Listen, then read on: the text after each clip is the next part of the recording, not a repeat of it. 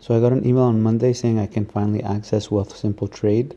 So I started to set up on Monday, but I wasn't able to link my CIBC bank account. I sent them an email. I didn't get a response from them yet, so I decided to try linking my Tangerine account, which it worked, and I transferred $500. But as you can see, it says it takes a few days to settle. It actually said it'll take 3 business days for the funds to arrive. So starting off the bat, that's not good because that's too long. You have one pending deposit, as you can see here. So the funds have not arrived yet. I sent them yesterday. I mean, even with Questrade, when you're using a bank, an external bank, it takes 1 business day. If I send the money on Monday, it arrives to Questrade on Tuesday. Obviously, if you're using a bank like CIBC Investors Edge, you're transferring money from CIBC, it's immediate. If you transfer money, it arrives immediately.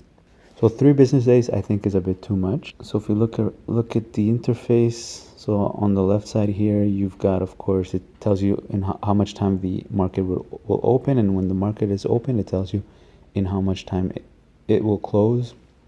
You've got obviously your balance available to trade, got your account history, settings. Right now you can only open a cash account, so you can't open a registered account like TFSA or RRSP, and it's not even a margin account, so it's only a cash account. Under settings, you've got email notifications. Basically, that's it. History, you've got your activity, and then you've got a watch list that you can create. So I've already added these stocks to my watch list. Now what I realized is you can't add, not all the stocks are available. For example, if you go to find stocks and you search, I'm looking for df.to.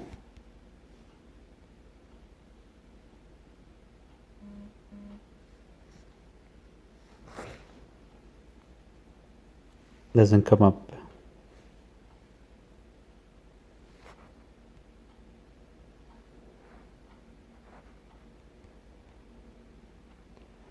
But DFN comes up.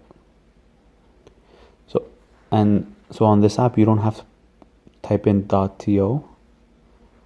But when I just type in DF, I should get Dividend 15 Split Corp 2, but it doesn't show up. So I only get DFN.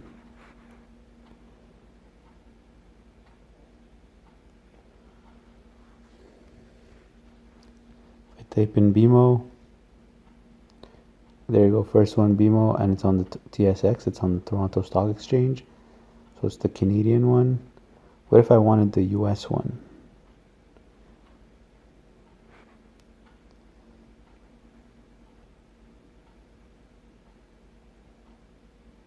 That's weird. What if I want the US one? Let's try typing in the name.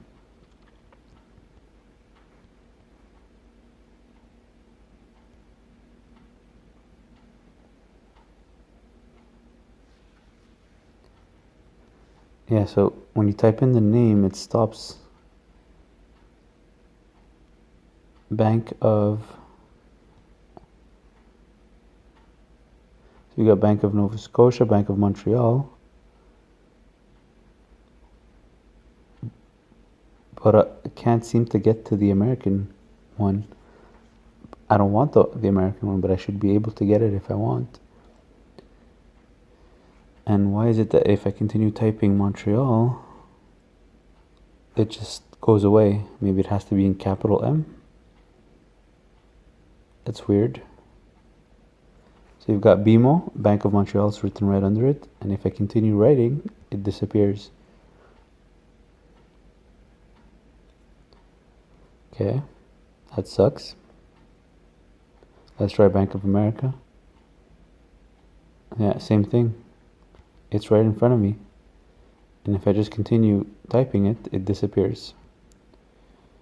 So let's say I wanted to add Bank of America to my watch list. Just basically click on it and then click on the eye here at the top right. Add it to watch list. If I wanted to buy, I can buy. How many shares of Bank of America do you want to buy? And then I just write the number of shares. But of course, I don't have available money to trade yet, so it's not going to work. You can see data is delayed by 15 minutes. So it isn't real time. I wonder if it's the same thing for Canadian stocks.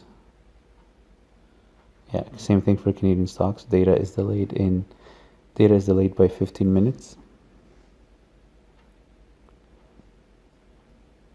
So as you can see, it's not a complicated interface, but it's not the most beautiful interface either. It's not the most user friendly either. It's not fast. So many steps just to do something.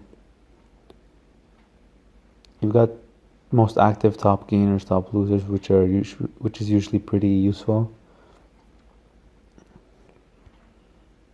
So yeah, this is my watch list right now that I just created with this app, but I can't buy anything because my deposit hasn't arrived yet. And it's weird because you don't get so you can't find all the stocks that you want. And it's kind of cool, you get to see a small chart in your watch list. And so it's really weird that when you want to search for something, the search feature is kind of messed up. Bank of Montreal doesn't show up.